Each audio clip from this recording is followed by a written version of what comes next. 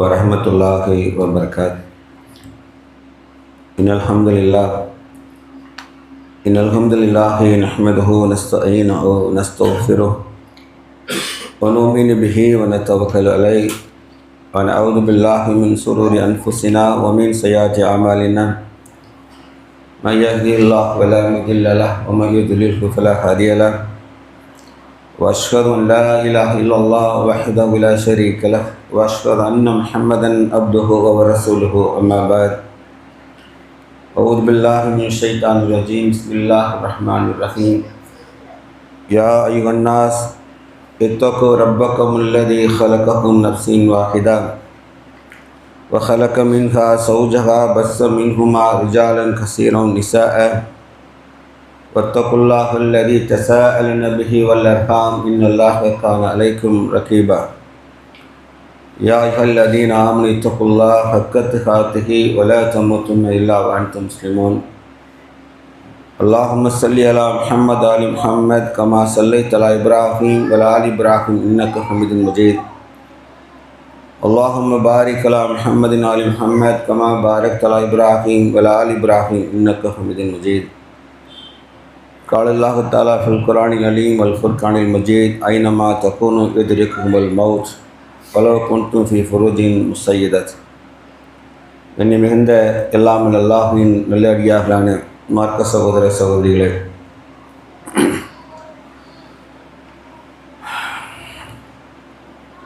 யாருக்கும் விதிவிலக்கு இல்லாத ஒன்று,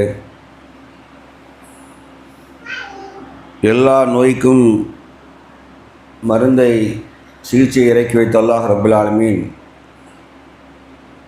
இந்த ஒரு காரியத்திற்கு மட்டும் அவன் எந்த சிகிச்சையும் இறக்கி அருளவில்லை. பிறப்பு உண்டென்றால் அந்த காரியத்தை எல்லா உயிரினும் ஒரு நாள் அடைந்தே தீரும். அல்லாஹ்வுடையார்களே, அதுதான் மரணம் என்பதை ஒவ்வொரு முஸ்லீமும் தன் வாழ்நாளில் அதிகம் ஞாபகம் ஊட்டுவதற்கு அல்லாஹுடைய தூதர் நபி ஸல்லல்லாஹு அலைஹி வஸல்லம் அவர்கள் நல்லுபதேசம் செய்தார்கள். எல்லா சமுதாயங்களும் எதிர்காலத்தை முன்னிறுத்தி வாழ்க்கை அமைத்து கொள்ளும்படி உலகியல் மோகத்தில் அதிகமாக ஆசை ஊட்டும்போது, இஸ்லாம் மட்டும்தான் அதிகமாக மரணத்தை முன்னிறுத்தி உங்கள் வாழ்க்கையை அமைத்து கொள்ளுங்கள், அதிகமான நல்லறங்களை செய்து இந்த பூமியிலே நீங்கள் வாழ்ந்ததற்கான அடையாளத்தை விட்டு செல்லுங்கள் என்று இஸ்லாம் மட்டும்தான் அதிகமாக மரணத்தை நினைவுகூர்ந்து வாழ சொல்கிறது. மனிதன் துக்கப்படும் பொழுதும் கடுமையான கவலைக்கு ஆளாகும் பொழுதும் அவன் நினைவு கொள்ள வேண்டியது மரணத்தை என்றும் அல்லாஹ்வுடைய தூதர் சொன்னார்கள்.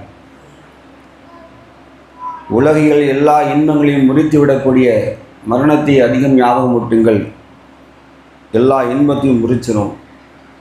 மரண தருவாயில் ஒருத்தன் தவிக்கின்ற ஒருவனுக்கு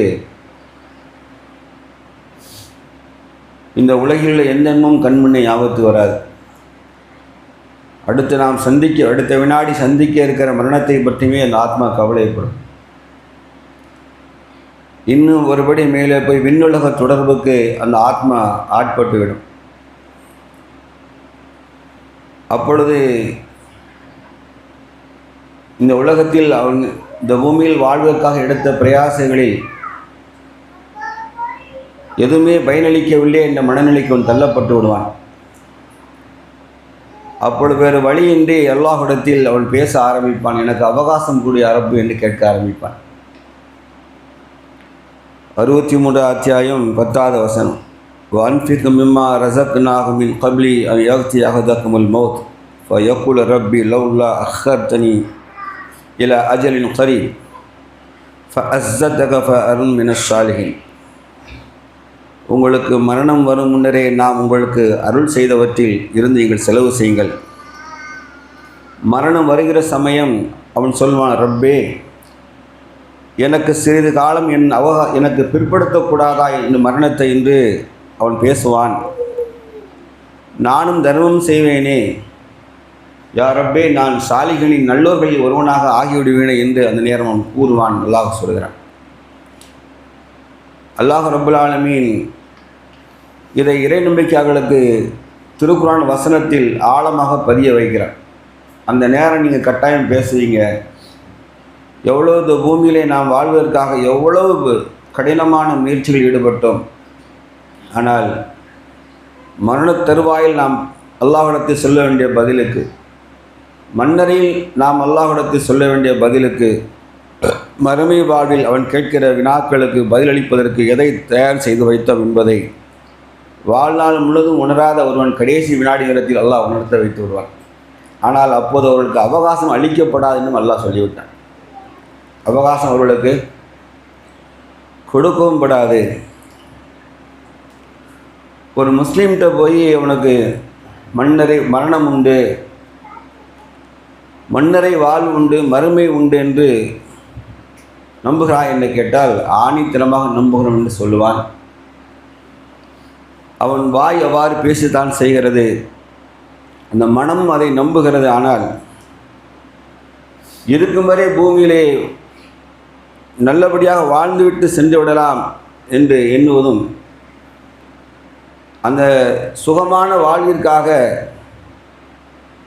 அல்லாஹ்வை நினைவிட்டு நகர்ந்து போவதும் ஒரு ஆச்சரியமான விஷயம். ஏனென்றால் கண்முன்னே அநேக மரணங்களை அவன் பார்க்கிறான்.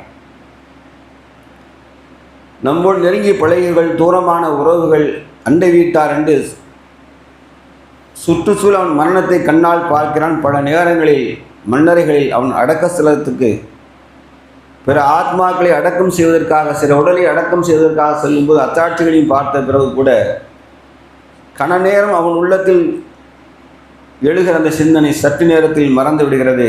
உலகம் அவனை மிகைத்து போவதை பார்க்க முடிகிறது. எப்போது வேண்டுமானாலும் மரணம் என்னை கவ்விக்கொள்ளலாம் என்ற எண்ணம் இருந்த போதும் பல நேரங்களில் அவனுடைய பொருளாதாரம், அவனுடைய உலகியல் மோகங்கள் அந்த மரண எண்ணத்தை பலகீனமாக்கி அதை மறந்த நிலையிலேயே வாழ்வதுதான் முஸ்லிம்கள் எப்படி இப்படி செயல்படுகிறார்கள் என்பது நமக்கு ஆச்சரியத்தை உண்டு பண்ணுகிறது. நான் துவக்கத்தில் பீடிகை போட்டதை போன்று யாருக்கும் விதிவிலக்கு இல்லாத ஒன்று, யாருக்கும் ஒரு காலம் விதிவிலக்கு கிடையாது. அல்லாஹ் ரப்புல் ஆலமீன் எல்லா நோய்க்கும் மருந்தை அளித்தவன், மரணத்திற்கு மட்டும் அவன் மருந்தை தரவில்லை, சிகிச்சை கிடையாது. ஒரு முறை இந்த ஆத்மா இந்த பூமியை விட்டு வெளியேற்றப்பட்டு விட்டால் பின்னர் மீண்டும் திரும்ப வரவும் செய்யாது. அல்லாஹ்வுடையார்களே, இந்த மரணம் நமக்கு எல்லா நிலைகளும் வருவதை பார்க்கிறோம். நாம் தொழுகிற நேரத்தில் சில சகோதரர்கள் தொழுகையின் போதே உயிர் பிரிவதை பார்க்க முடிகிறது. சிலர் அருள்மறை திருக்குர்ஆனை ஓதுகிறார்கள். ஓதுகிற நிலையிலேயே அவர்களுக்கு அல்லாஹ் ரப்புல் ஆலமீன் மரணத்தை தருவ செய்து விடுகிறான். சிலர் அல்லாஹ்வின் திருப்பெயரை சொல்லியே உணவை வாயில் வைக்கிறார்கள். சாப்பிட்ட நேரத்திலே கூட மரணத்தை தருவார். இதெல்லாம் பார்த்துக்கிட்டே வரும். பருகும்போது ஏன்னு சில துர்மரணங்கள் ஏற்பட்டதையும் பார்த்தோம். கழிவறையில் டாய்லெட் போவாங்க, அப்படியே படுத்துருவாங்க, உள்ளே வெளியே வர மாட்டாங்க. சில ட்ராவல் பண்ணிகிட்டே இருப்பாங்க, பஸ்ஸில் தூங்கின மாதிரியே மவுத்து வந்துடும்.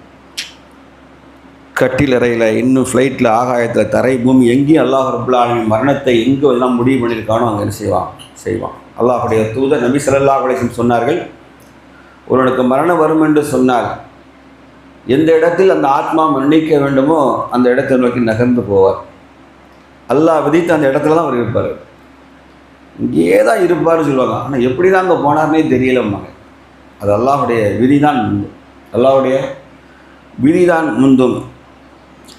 ஆகவே அல்லாஹ்வுடையார்களே, நம்ம வாழ்க்கையை செவ்வனை அமைத்து கொள்ள வேண்டியது அல்லாஹ் ரப்புல் ஆலமீன் நமக்கு ஆயுளை தந்திருப்பதற்கு பொருளை உணர்ந்து நாம் அமலசாலிகள் நல்லறங்கள் அதிகம் ஈடுபட வேண்டும் என்பதுதான் நமக்கு இந்த காலம் அதை உணர்த்துகிறது. நம்மால் இயன்றவரை இறை நெருக்கத்தை தேடிக்கொள்வதும், நிறைய நல்ல அமல்களை அதிகமாக சுமந்து கொண்டு ஆத்மாக்கள் அல்லாஹ்வை சந்திக்க வருவதுதான் சிறந்த பாக்கியமிக்க எஞ்சியிருக்கிற வாழ்க்கைக்கு நம் ஆத்மாவுக்கு நாம் செய்கிற நன்றி கடனாக.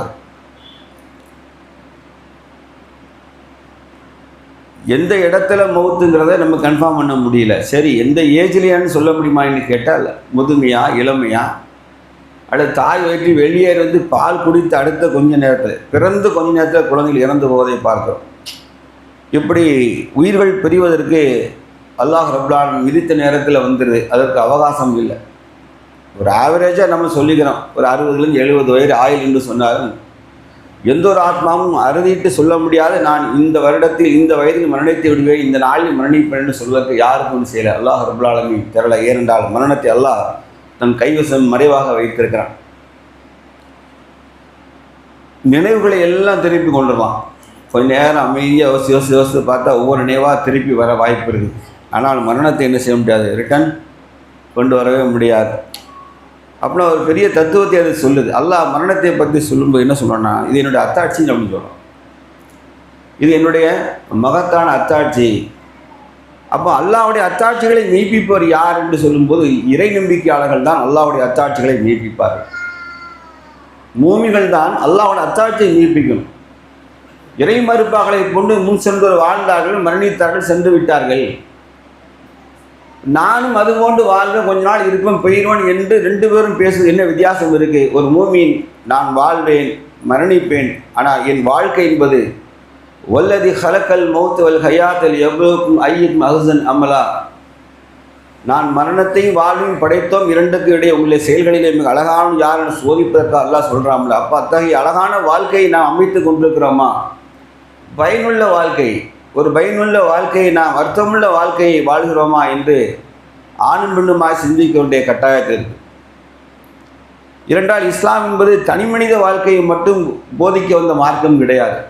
இஸ்லாம் என்பது ஒரு சமூக வாழ்க்கை, கூட்டு சமூக வாழ்க்கை, மனித குலத்திற்கான வாழ்க்கை நெறியை சொல்லித்தந்த மார்க்கமாகவே நான் என்னை நெறிப்படுத்தி கொண்டேன் என்று சொல்வதை விட ஐக்கியத்தின் உலகத்தில் எதுவுமே கிடையாது. நான் நல்லவன் என்று தன்னை ஒதுக்கிக் கொள்வர்கள் மார்க்கத்தின் அடிப்படையிலே பகிரங்கமான குற்றவாளிகள். அதனால இஸ்லாம் என்ன சொல்லுன்னு கேட்டால், நீ முஸ்லீமா இல்லை என்பதற்கு உரைகளை சொல்கிறது. தனக்கு எதை நன்மை என்று நாடுகிறாயோ அது பிறருக்கும் நாடாத வரை நீங்கள் ஒருபோதும் உண்மையான முஸ்லீம் ஆக முடியாது. So if I am right person, நான் சரியான மனிதனாக இருந்தால் பூமியில் கண்ணுக்கு முன்னாடி தெரிகிற தீமைகளை நம்மால் ஏந்தவரை, கைகள் நீளுகிற வரை அவர்களை தடுப்பதற்கு நமக்கு கடமை இருக்கும். ஈமானுக்கு 3 நிலைகள் உண்டு. ஒன்று கரத்தால் தடுப்பது, 2வது நாவால் தடுப்பது, 3வது வெறுத்து ஒதுக்குவதுன்னு தப்பாக சொல்லி வச்சுருக்காங்க. வெறுத்து ஒதுக்குவதில்லை, கண்கள் சிவப்பது. வெறுத்து ஒதுக்கி கண்கள் சிவப்பது, வெதுக்கிறதுங்கிற மாதிரி ஒரு கேவலமான வார்த்தை எதுவுமே கிடையாது. அதுக்கு நேரடியாக தப்பை செஞ்சுட்டே வரும். இஸ்லாத்தை நீங்கள் கிண்டல் பண்ண விடாது. வெறுத்து ஒதுக்குவதுன்னு எப்படி? கண்கள் சிவப்பது. எனக்கு ஒன்றுமே வழியில் முறைச்சி பார்த்துட்டு போனான்னு சொல்லாம்ல, அது இப்படி புரியுதா உங்களுக்கு? சிம்பிளாக சொல்லட்டுமா? இல்லைப்பா வேணா இப்படி போகிறதில்ல, இப்படி போகிறது. கடைசி கட்டவனை முறைச்சி பார்த்துட்டு என்னடா கண்ணு ஒரு மாதிரி ஆள் ஒரு மாதிரி போகிறான் அப்படின்னா அவனை அடிக்கவும் முடியல, திட்டவும் முடியல, அதான் முறைச்சிட்டு இருப்பான். நம்மளுக்கு என்ன யோசிச்சாங்கன்னா அது வெறுத்து ஒதுக்குவது. என்ன அது இது இந்த 3ஆவது பிடிச்சி வச்சுக்கிட்டே படுத்தே கிடதான். என்ன கடை வெறுத்து ஒதுக்கிட்டா, வெறுத்து ஒதுக்கி நீ படுத்துக்க, தீமை மிகச்சிட்டே போமே. தீமை யாருக்கு இது கடமையாக்கப்பட்டிருக்கு? அந்த தீமையை தடுப்பு யார் மீது டியூட்டி ஆகிறது? அதை யோசித்து பாருங்கள். அல்லாஹ் நம்மளை எதுக்காக மேன்மையான சமுதாயம் சொல்லலாம்? குன்தும் கைர உம்மத் உஹ்ரிஜத் லின்னாஸி தஅமுருன பில் மஅரூஃப் வல் தன்ஹவுன அனில் முன்கர் துமினு பில்லாஹ். அல்லாஹ்வால் படைக்கப்பட்ட சமுதாயத்தில் நீங்கள் மேன்மையான சமுதாயம். காரணம், நீங்கள் நன்மையை ஏவுகின்றீர்கள், தீமையை தடுக்கின்றீர்கள். அப்போ இது யார் மீது டியூட்டியாக கடமையாகுன்னு கேட்டால் அல்லாஹ்வுடையார்களே, நான் சரியாகிவிட்டேன் என்று நம்புகிற ஒருவன் தனக்கு நன்மை என்று நாடுவதை பிறருக்கு நாடும்னு சொன்னால் கண் முன்னே காணுகிற தீமைகளை நம்மால் இயன்றவரை தனியாகவோ கூட்டாகவோ. அதனால தான் நிறைய பேருக்கு தப்பான கான்செப்ட், இந்த முஸ்லீம் முட்டாள் அறிஞர்கள், மூட ஆலிம்சாக்கள் இயக்கங்கள் கூடாது என்று தப்பாக சொல்லி வச்சுருக்கான். ஒரு சிம்பிளான லாஜிக் கூட நான் சொல்கிறேன். அது இயக்கம் இருக்கணும், ஆனால் அது எப்படி இருக்கணும்னு ஒரு டிசைன் இருக்குது. அது அயக்கத்திறமை வேலையை செஞ்சேன்னு வச்சிங்களா, அது எல்லாருக்கும் பொதுவான வெறுப்பு வரதான் செய்யும் இல்லையா? ஒரு முஸ்லீம் ஒருத்தன் தவறு தொகுதி போட்டு செஞ்சான், மொத்த முஸ்லீம் தீவிரவாதம் சொல்கிற மாதிரி எவன் 2 லூசு பை இயக்கத்தில் செஞ்சானே ஒட்டுமொத்த இயக்கத்தையும் ப்ளே பண்ணிடுவாங்க. அவன் செய்கிறதும் தவறு. நான் என்ன சொல்ல வரேன்னு கேட்டால், அல்லாஹ்வுடையார்களே, நம்ம பார்க்குறோம் ஒரு சாதாரண சிம்பிள் லாஜிக். நமக்கு ஒரு குழந்தையை தூக்க சொன்னால் நான் ஒரு ஆள் தூக்கிடுவேன். என்ன, ரோட்டில் விழுந்து கிடக்கிற, அடிபட்டு கிடக்கிற ஒரு ஆளை தூக்கணும்னா தூக்கி உட்கார வைக்க என்ன ஒரு ஆளை 2 ஆளோ போதும். ஆனால் ஒரு தூக்கி வண்டியில் ஆம்புலன்ஸை ஏற்றோம்னா குறைஞ்சது 3 பேராக வரும்.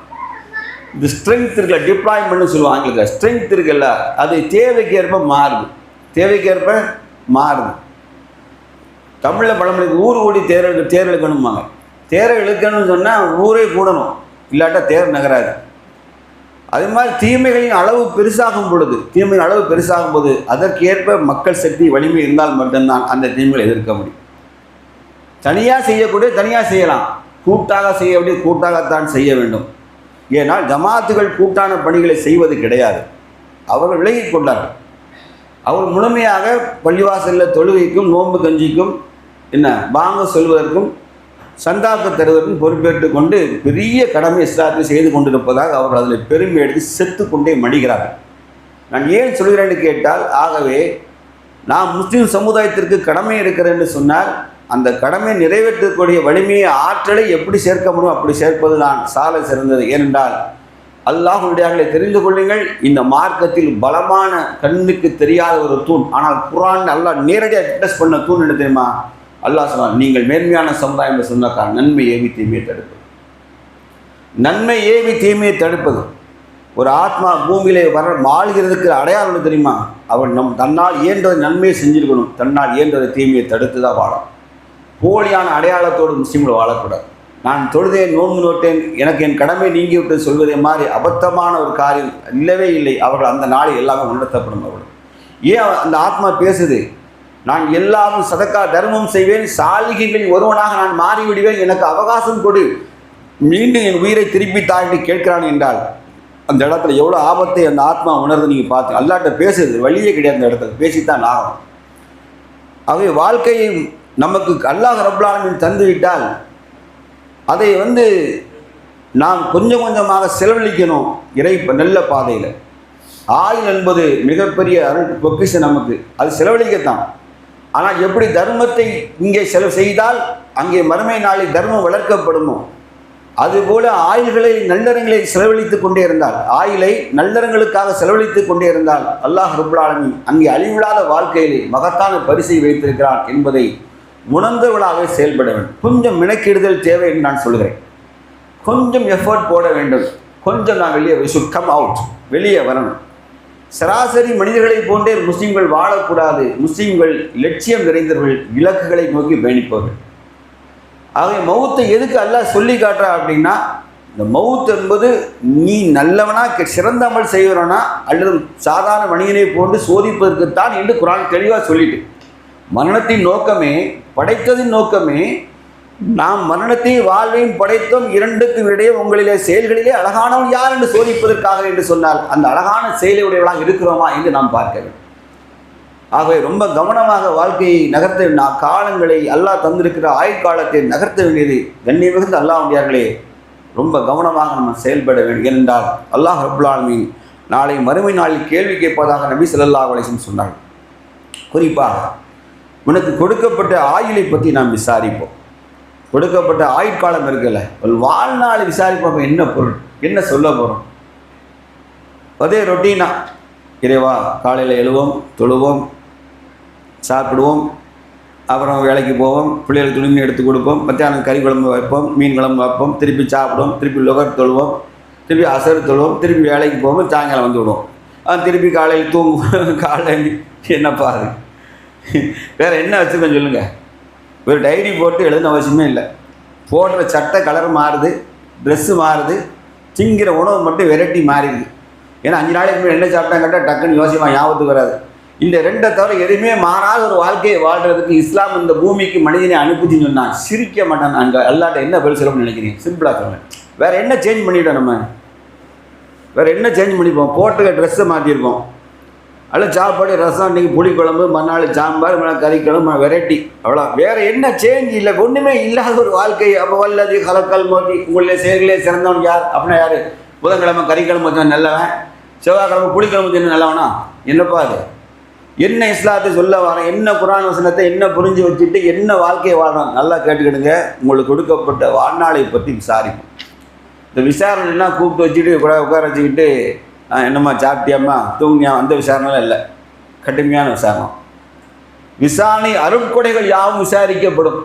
அருட்கொடைகள் சும்ம துஸ்அலுன யௌமைதின் அனிலை, உங்களுக்கு கொடுக்கப்பட்ட அருட்கொடைகளை நாம் விசாரிப்போம். எல்லாம் கண் காது மூக்கு வரை எல்லாம் விசாரணை இருக்கு, டாப் டு பாட்டம். அப்படி இருக்கும்போது என்ன பதில் சொல்ல போகிறோம்? நான் சொன்ன பதிலை தவிர வேறு என்ன இருக்க நீங்கள் எழுதி உங்கள் டைரி எடுத்து எழுதி பாருங்கள்.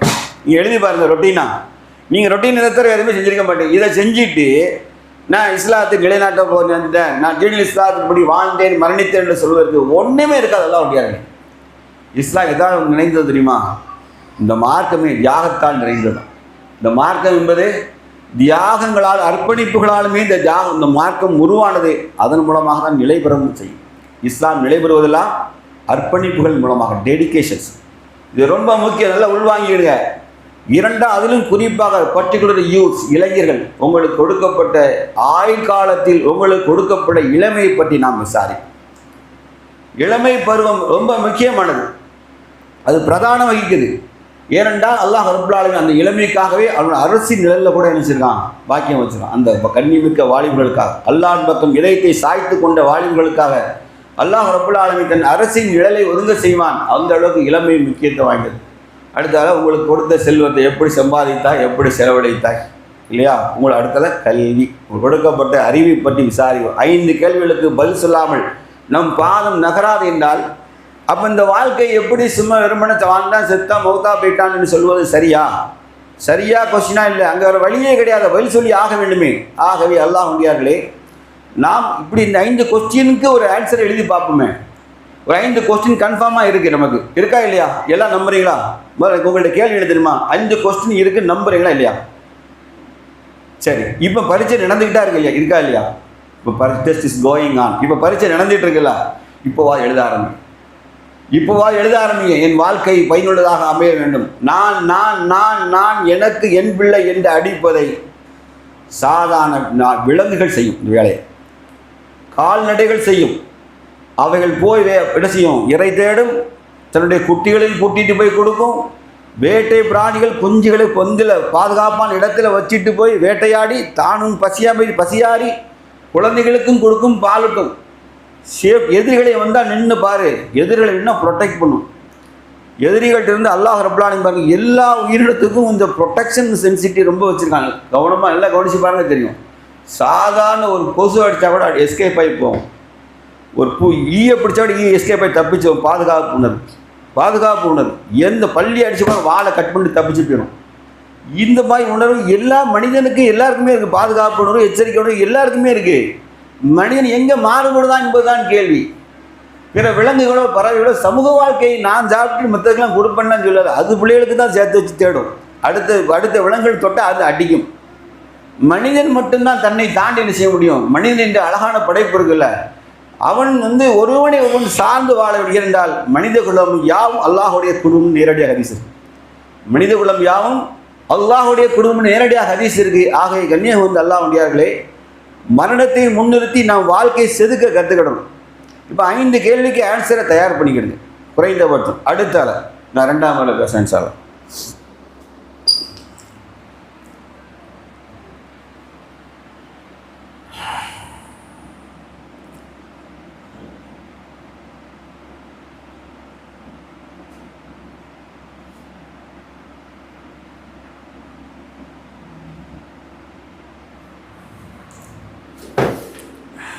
இன்னல் ஹம்துலில்லாஹ் நஹ்மது ஸல்லி அலா ரசூலில் கரீம். அம்மா பாத்.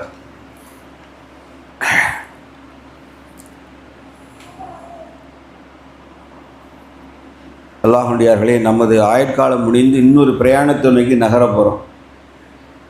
அல்லாஹுடைய தூதர் நபி ஸல்லல்லாஹு அலைஹி வஸல்லம் அவர்கள் ஒரு முறை அவங்க வீட்டுக்கு உமர் ரலியல்லாஹு அவங்களை பார்க்க வராங்க. அனுமதி கேட்டார்கள். அல்லாஹுடைய தூதர் அனுமதி அளித்தார்கள். அப்போ பார்க்குறாங்க, அவங்க வீட்டில் ஈச்ச ஓலையினால் செய்யப்பட்ட பாயின் மீது நபி ஸல்லல்லாஹு அலைஹி வஸல்லம் படுத்திருந்தார்கள். எழுந்து அமர்ந்த போது அவங்க நல்ல வெண்ணிறமான மேனி, ஆகவே ரொம்ப அழுத்தமாக இந்த ரத்தமாக வரியாக இருக்கிற மாதிரி உடலில் காட்சி அளிக்குது. உமர் ரலியல்லாஹு அன்ஹு கேட்ட அல்லாஹ்வின் தூதரே, ஒரு சிறந்த நல்ல படுக்கையை நீங்கள் வைத்துக் கொள்ளக்கூடாதா என்று கேட்டபோது அவங்க சொன்ன பதில் என்னன்னு கேட்டால், உமர், நான் இந்த பூமியில் சாதாரண ஒரு வழிப்போக்கன் தான். எந்த வழிபோக்கனாவது அதிகமான சுமையை சுமந்து செல்ல விரும்புவானா என்ற ஒரு வாழ்க்கை தத்துவத்தை அல்லாஹ்வுடைய தூதர் அழகான உதாரணத்தை கொடுத்தாங்க. ஸோ நம்ம போகிற பயணம் தெளிவாயிட்டு, பிரயாணம் கன்ஃபார்ம் ஆகிட்டு, நம்ம எல்லாருக்கும் பிரயாணம் என்றைக்கோ நாளைக்கோ பிரயாணத்துக்கான டிக்கெட்டு கொடுக்கப்படும். போய் சேர்கிற இடத்த நல்ல பிரயாணி என்ன செய்வான்னா, எங்கே போகிறோமோ அந்த இடத்துக்கு நல்ல இடமா செலக்ட் பண்ணி போகிறது ஒரு அறிவாளியுடைய அடையாளம். போனால் அந்த இடத்துல என்ன செய்யணும், வெளியூருக்கு போகிறோம் அங்கே போனால் என்ன செய்யலாம் என்று பிரயாண ஏற்பாடுகளை ஒரு நல்ல அறிவாளி முன்கூட்டியே செய்வான், முன்னேற்பாடாக செய்வான். ஆகவே மரணத்துக்கு பிறகு நாம் சந்திக்க போகிற இடம் முதல்ல ஆகிரத்தின் முதல் வீடு மன்னரை வாழ்வுதான். அங்கே நாம் தங்குவதற்கான ஏற்பாடுகளை பலமாக செய்ய தவறிவிட்டால் நம்மளிடம் முட்டாள்கள் யாரும் இல்லை. நஷ்டவாளி, முட்டாளி சில நஷ்டவாளி, நம்மை நாமே அழித்து கொண்ட மக்கள். அல்லாஹுடைய தூதர் நபி ஸல்லல்லாஹு அலைஹி வஸல்லம் சொன்னார்கள், மண்ணே அவனுக்கு பாயாக அமை. மண் தான் அவன் படுக்கையின் பாய், மண்ணே அவன் வீட்டின் சுவராக இருக்கிறது, மண்ணே அவன் வீட்டின் கூரையாகவும் மண்ணே அவன் வீட்டின் கூரையாக மாறுகிறது. ஒவ்வொரு நாளும் அது சொல்லும், இதுதான் நீ பயணியாக நீ தங்குமிடம் என்று சொல்லுகிறது. அந்த மன்னரே சொல்லுகிறது, நான் தனிமையின் இல்லம் என்று பேசுவேன். நான் தனிமை மனிதனுடைய தனிமையின் இல்லம், எனது இல்லம் முழுமையாக மண்ணால் ஆனது, எனது இருப்பிடம் புழு பூச்சிகளை தங்குமிடம் என மன்னரை கூறுகிறது என்று நபி ஸல்லல்லாஹு அலைஹி வஸல்லம் சொன்னார்கள். புழு பூச்சிகள் தங்குமிடம்தான். ஒரு கொசு கூட, நான் வீட்டில் கொசு வாங்கி ஆர்டர் போட்டு வாங்கி வச்சுருக்கேன். ஒரு கொசு கடித்தால் கூட தாங்கிக் கொள்ள முடியாத நாம் எவ்வளோ ப்ரிகாஷனரியாக படுக்கும். என்ன, கொசு கடிச்சா கூட கொசுவர்த்தி டாட்டாஸ் அது லொட்டு லொசுக்குன்னு சுற்றி வளைச்சி வச்சுட்டு அவ்வளோ படுக்கக்கூட அல்லாஹ்வுடைய தூதர் சொன்னார்கள், புழு பூச்சிகளுக்கு தங்குமிடம் தான் நீ தங்குற இடம். உன் வீட்டின் கூரையை மண்ணாக அமைய போதே. அப்படி என்றால் நீங்கள் எப்படி அந்த தங்குமிடத்தை தயார் பண்ணிக்கிடணும் இல்லையா? ஏன்னா அல்லாஹ்வுடைய தூதர் சொன்னார்கள், நீ தங்குமிட போகிற சொர்க்கமா நரகமா என்பது என்ன செய்யணும், அதை தீர்மானிக்கிற வாழ்க்கையை வாழணும். அதை தீர்மானிக்கிற வாழ்க்கையை வாழணும்ல. அப்போ ஒன்று ரெண்டு லைஃப் தான் அங்கே இருக்க போகுது. ஒன்று ஒரு நல்லடியார் புது மாப்பிள்ளையை போல் உறங்குவார். ஆணாயினும் சரி பெண்ணாயினும் சரி, அவர்கள் நல்ல சாலிகான அடியாராக இருந்தால் மண்ணறையிலே போனவுடன் புது மாப்பிள்ளையை போல் உறங்கு என்று சொல்லப்படும். அந்த ஆத்மா உறங்கும். அவர்களுக்கு காலையிலையும் மாலையும் அத்தாட்சியெல்லாம் சொர்க்கம் காண்பிக்கப்படும். கெட்ட ஆத்மாக இருந்தால் அங்கே அவர்களுக்கு விழா எலும்புகள் நெரிக்கப்படும். பலமான சம்மட்டிகளால் அடித்து அவர்கள் சித்திரவதை செய்யப்படுவார்கள். வழுக்கத்தலை பாம்பு கொத்தும், அது ஒரு முறை தீண்டினால் 40 ஆண்டுகள் வேதனை அனுபவிப்பான் என்று நபி ஸல்லல்லாஹு அலைஹி வஸல்லம் சொல்கிறாங்க. இரண்டாவது, காலையிலையும் மாலை நரகத்தினுடைய நெருப்பவர்களுக்கு காண்பிக்கப்படுகிறது என்று சொல்லும் பொழுது நாம் தங்க போகிற இடம் எதுன்னு தீர்மானிக்கணுமா வேண்டாமா?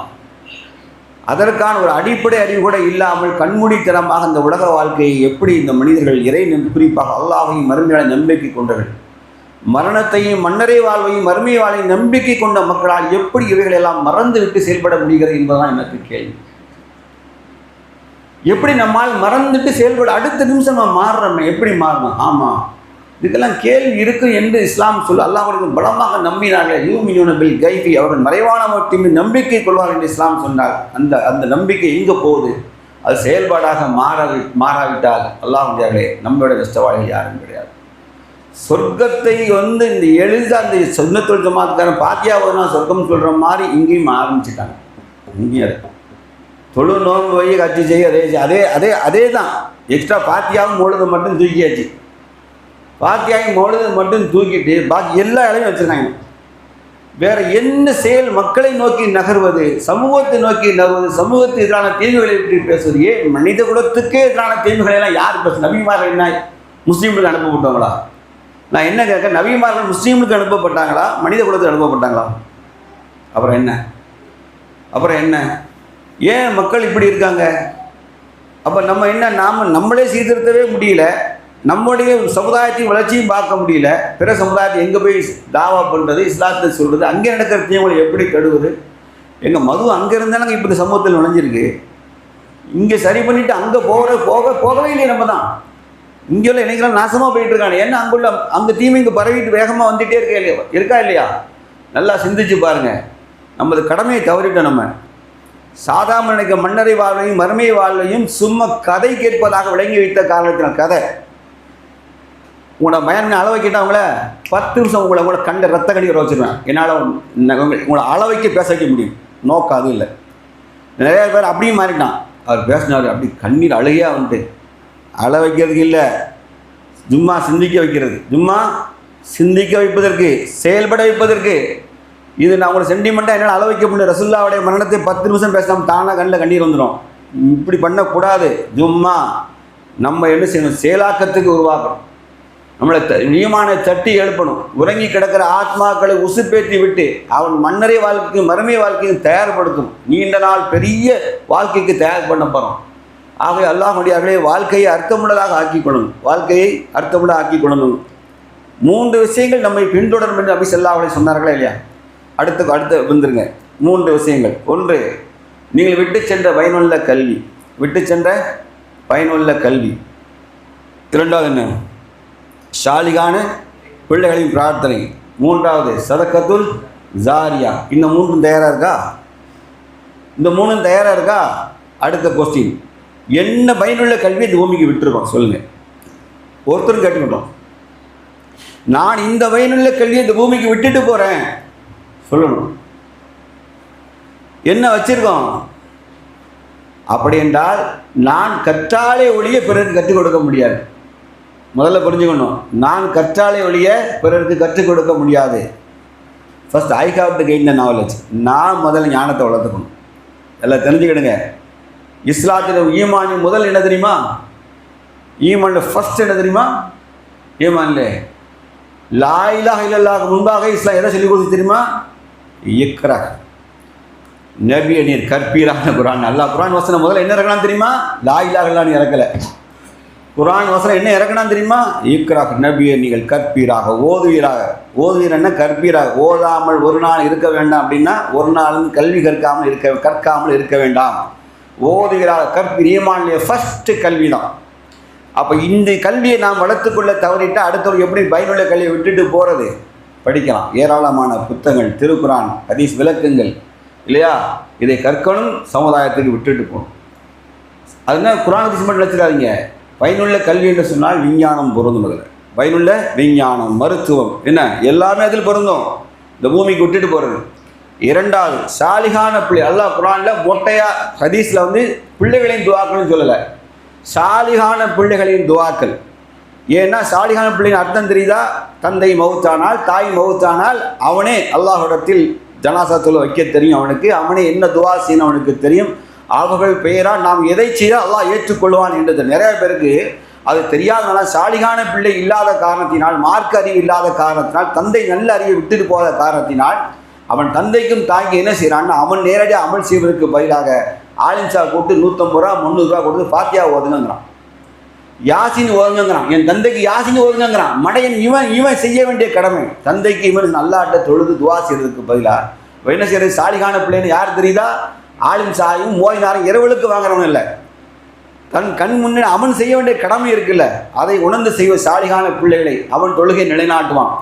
ஏன்பா ஒருத்தா கரெக்டாக இருப்பாள் தொழுகை, மாவனையும் கரெக்டாக தொலை வைப்பார். புரியுதா? பிள்ளைகள் விட்னஸ் பண்ணும். சாட்சி எங்கள் அத்தா கரெக்டாக இருப்பாங்க, தொலைல விட மாட்டாங்க சொல்லணும்ல. பிள்ளைகள் சாட்சி சொல்லணும் வேண்டாமா? இது ரொம்ப முக்கியம். 3வது சதக்கத்துல் ஜாரியா. பொதுநல சிந்தனைக்கு வந்துட்டு கல்வியும் பொதுநல சிந்தனை தான். அடுத்தால ஒவ்வொரு மனிதனும் பூமியிலே சாதனையாளனாக வாழ்ந்து மரணிக்கணும். நல்லா புரிஞ்சுக்கிறது. காசு பணம் மட்டும் இல்லை, ஒவ்வொரு மனிதனும் பூமியிலே சாதனையாளராக வாழ. சதக்கத்துல் ஜாரியா, நிரந்தர தர்மங்களை பூமியிலே விட்டு செல்லுங்கள். ஒரு முஸ்லீம் வாழ்ந்ததற்கான அடையாளம் வெறும் மண்ணை குவிச்சு வச்சிருக்கிறது இல்லை. இந்த மண்ணில் அடக்கம் செய்யப்பட்ட மனிதர் இன்னார் மரணித்தார்களே, இவர் பேரால் என்னென்ன பூமியில் நடக்க என்று சொல்லக்கூடியவற்றை உருவாக்கி கொள்ள தவறிவிட்டால் நம்மை விட அறிவியர்கள் யாரும் இல்லை. அதனால சொன்னேன், இஸ்லாமிய வாழ்க்கை ஈமான் கொண்ட வாழ்க்கை என்பது அர்த்தம் உள்ளது. மரணத்தை முன்னிறுத்தி பேசுகிறது. ஏன் தெரியுமா? டப்புன்னு போயிடும். எப்போனா பரீட்சைக்கு விசில் அடிச்சிருவாங்கலாம். பரீட்சை முடிஞ்சுன்னு பேப்பர் உருவிறாங்க. மடப்பல் முகத்தில் பேப்பர் உருவிறாங்க. வேகமாக நல்லதை எழுத வேண்டும். வேகமாக நல்லதை எழுத வேண்டும். ஆகவே அல்லாஹ்வுடையார்களே, வாழ்க்கையை பயனுள்ளதாக அமைத்துக் கொள்ள வேண்டும். மரணத்தை நம்ம போகிற தங்கும் இடத்தை தயார் பண்ணிக்கணும். அது நரகப்படுக்கையா அல்லது சோனப்படுக்கையா என்பது செய்யணும். நம்ம தீர்மானித்துக்கிடும். நல்லா கவனிங்க, திருப்பி சொல்லுங்கள். கொஞ்சம் அமைதியாக நிதானமாக சிந்திக்க பழகுவோம். நாம் என்ன தான் செஞ்சுருக்கோன்னு நான் சொன்னதை தவிர எக்ஸ்ட்ரா உங்கள்கிட்ட என்ன பேருன்னு நீங்கள் பாருங்கள். நான் சொன்னதை தவிர இது அடிஷ்னலாக நீங்கள் என்ன செஞ்சுட்டு ரொட்டீன் லைஃப்பில் என்ன செஞ்சுட்டீங்கன்னு பாருங்கள். நத்திங் ஒன்றுமே இருக்காதெல்லாம் வண்டியார்களே. தயவுசெய்து கொஞ்சம் ப்ளீஸ் கம் அவுட், வாங்க. உங்களை தாண்டி கொஞ்சம் உங்கள் வாழ்க்கையில் கொஞ்சம் நேரத்தை ஒதுக்கிடுங்க. மார்க்கத்துக்காக ஒதுக்குங்க, சமூகத்துக்காக ஒதுக்குங்க, தீனுக்காக ஒதுக்குங்க, பிறருடைய துன்பத்தை நீக்க ஒதுக்குங்க, ஓடுங்க, ஆடுங்க. ஒரே விஷயங்க, ஒரு 10 வீடு இருக்குது, ஒரு தெருவில் 50 வீடு இருக்குது, 51வது வீடு உங்கள் வீடு. யாரோ சில மனிதர்கள் உதவி தேடி வருகிறார்கள். 1 2 3 4 5 6 7 அடி 50 வீடு தாண்டி 51வது வீட்டில் நவாசை தேடி பார்க்க வர்றாரு. 50 வீடு ஏன் வரலை நினைங்க அப்படின்னா, நல்ல வேலை நம்மகிட்ட வரல. நாசம் தான் உண்டாகும். நீங்களாம் அன்ஃபிட்னு அர்த்தம். நீங்கள் தகுதியற்றவர்கள். அடுத்தவனுக்கு உதவி செய்ய தகுதியற்ற அன்ஃபிட் பர்சன். எனக்கு மோசமான வார்த்தை வாயில் வரும், புரியுதா? 51வது வீட்டுக்கு ஏன் வரான்னு தெரியுதா? அல்லாஹ் அனுப்புகிறான். அவன்கிட்டப்போ உதவி கிடைக்கும்னு அனுப்புகிறான் பாருங்க. ஒரு கிறிஸ்துவ பாதிரியார் எனக்கு ஒரு பாம்பண்ட ஒரு பெரிய ஆர்ப்பாட்டம் நடக்குது. ஆர்ப்பாட்டத்தை நான் கிறிஸ்துவ பாதிரியார் நான் பேசுகிறத கவனிச்சுட்டே என்று சொன்னார். பொது வாழ்க்கை என்பது கர்த்தர் உங்கள் மீது போர்த்துக்கிற கண்ணி மிகுந்த போர்வைன்னு சொன்னார். ஆனால் அதே நேரத்தில் அது முள்கிரீடமாக உங்களுக்கு மாறும் சோதனைகள் தொடர்ந்து வரும்னு சொன்னார். வல்லாகி அந்த மருவான தான் லத்திச்சார்ஜ் அடித்தாங்க. அடுத்த மருவான அடி பயங்கரமான கலவரம். எதுக்கு சொல்கிறேன்னு தெரியுமா? மக்களே புரிந்து கொள்ளுங்கள். நீங்கள் 51வது வீடாக வாழணுமா? ஒன்றுக்கு லாய்க்கில் 50 வீடாக வாழணும்னா அது ஆடுகளும் மாடுகளும் கோழிகளும் என்ன செய்யும்? இந்த பூமியிலே சுயநலமாய் வாழும். புரியுதா? மீனிங்ஃபுல் லைஃப் தேவை. நாம் அப்படி பிறருக்காக கைகளை நீட்டக்கூடிய மக்களாக இருக்க வரைக்கும் தான் கண்ணியமான உடையவளாக அர்த்தம். காசுக்காக இல்லை, அல்லாஹ்விடத்தில் கூலிக்காக. நான் சொல்ல சரியாக தப்பான்னு சிந்திச்சு நீங்கள் பாருங்கள். நம்மளாம் ஏன் அடுத்தவங்க சீண்ட மாட்டேக்கான்னு நினச்சி பாருங்கள். அப்போ தெரியும், நம்ம சுயநலமாக வாழ்ந்துக்கிட்டு இருக்கோம். என் தங்கச்சி, என் அக்கா, என் அம்மா, என் பொண்டாட்டி, பிள்ளை இப்படி வாழ்ந்தால் வரும். சொந்தக்காரன் மட்டும் உட்காந்துருப்பான். பலகீனம் இருக்கான் பாரு. உலகத்தில் யாருமே உதவி கிடைக்காது. அங்கே ஒரு மனிதன் இருக்கான், போன்னு அல்லாஹ் அனுப்புகிறான் பாரு. அல்லாஹ் ரப்புல் ஆலமீன் இந்த பூமியை வாழ வைப்பதெல்லாம் பலகீன மக்களை கொண்டு தான். ஏழைகளுக்கு அல்லாஹ் உணவும் உதவியும் செய்வதெல்லாம் பலகீனர்களை கொண்டும் ஏழைகளை கொண்டும் தான். அவர்கள் பொருட்டால் இந்த பூமிக்கு உணவும் உதவியும் வருது என்று சொல்லி அல்லாஹ் வண்டியார்களே, நம் வாழ்க்கையை பயனுள்ளதாக ஆக்கிக்கொள்வோம். மரணத்தையும் மௌத்துக்கான கபருக்கான தயாரிப்பாக, மறுமைக்கான தயாரிப்பாக ஆக்கிக்கொள்வோம். வாஹிர் தவானா அல்ஹம்துலில்லாஹி ரப்பில் ஆலமீன். அஸ்ஸலாமு அலைக்கும் வரஹ்மத்துல்லாஹி வபரகாத்துஹு. சுப்ஹானல்லாஹ்.